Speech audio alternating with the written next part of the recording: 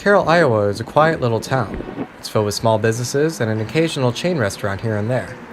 It's a town with a strong sense of community. However, despite its calming atmosphere, a dark cloud looms over them. Earlier this month, Carrie Bluml of Nature Ammil filed a lawsuit against the Carroll Police Department. For what reason? For the illegal search and seizure of CBD products sold in her store. A long battle awaits her, but she's coming in with full force.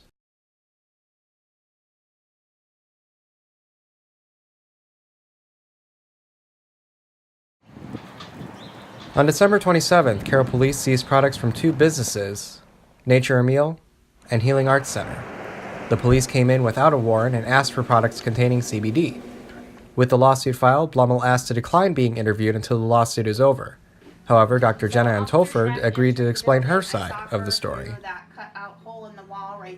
Antoffer is the owner of the Healing Arts Center and a practicing chiropractor. She said she wasn't aware of police planning to seize her products until an officer came in demanding them. We had a back and forth for about 45 minutes about the legalities. I pointed out in the Department of Public Health memo where it said they weren't talking about these kinds of products with that memo and the legalities. The officer kept insisting for Antoffer to hand over the products. Her front desk secretary eventually gave in and brought some of the products to the officer. The products weren't in plain view for anyone to see. After a few weeks, Carroll Police had these products tested in a crime lab. They then released a statement the products tested positive for THC.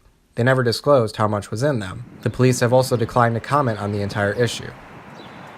Antoffer also said she never got an itemized report on what products were taken. She said she did the research ahead of time of her products. She was under the impression that her products were THC-free and legal. If what they're claiming that the products have THC, if that's true, then I have a duty to look into it with the company because I was told that it didn't have THC. Antoffer said she's waiting to see how the current lawsuit goes. She's also waiting for an explanation from the police on the legality of CBD in general.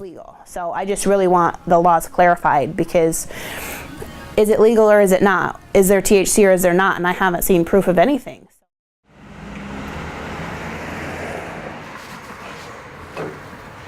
Jason Karimi says part of the issue is miscommunication about what CBD is. Karimi has been an activist for cannabis regulation for roughly 9 years. Without clear guidance from the state agencies and education, law enforcement is going to continue to be faced with confusing, hard to understand laws. So that's why they're having a confusion there. Karimi is referring to the recent bill that was passed last year, House File 524. This bill expanded the list of ailments that would qualify for medicinal CBD. The CBD would also have a 3% THC limit. The bill also allowed the cultivation and distribution of CBD from licensed growers. Karimi suggests because this bill was passed, recreational CBD was considered illegal. He recognized the confusion after a phone call with the arresting officer of the seizures. She asked me what the law was. She repeatedly could not cite the law. She then said, could you tell me the definition of medical cannabidiol? The Iowa Medical Cannabidiol Program makes all this stuff illegal. Karimi asked the officer when this program made recreational CBD illegal. The officer replied that she doesn't know if she could trust Karimi and demanded he talk to her lawyers. Karimi also suggests the ambiguity of House File 524 also factors into the confusion of CBD. While there is a clear distinction between THC and CBD, in the case of CBD there are also two distinct kinds. The first kind comes from cannabis.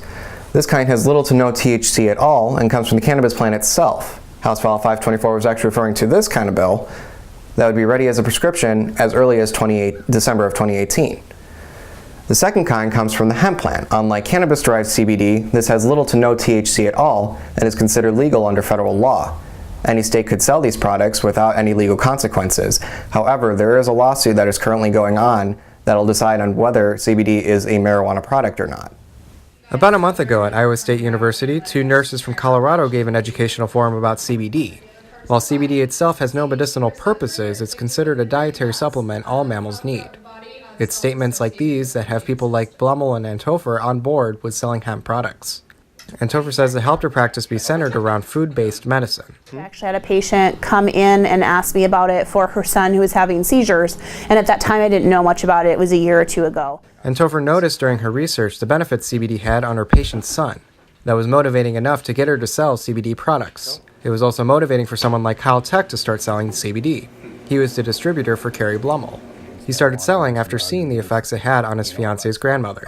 So she was really reluctant to try it at first, but she we did get her to try it, and it worked. Like, I seen it with my own eyes, you know, like within a matter of maybe a half hour of taking her dose, her tremors literally stopped, like in front of us, like in front of her eyes. Tech was also surprised the products came back positive for THC.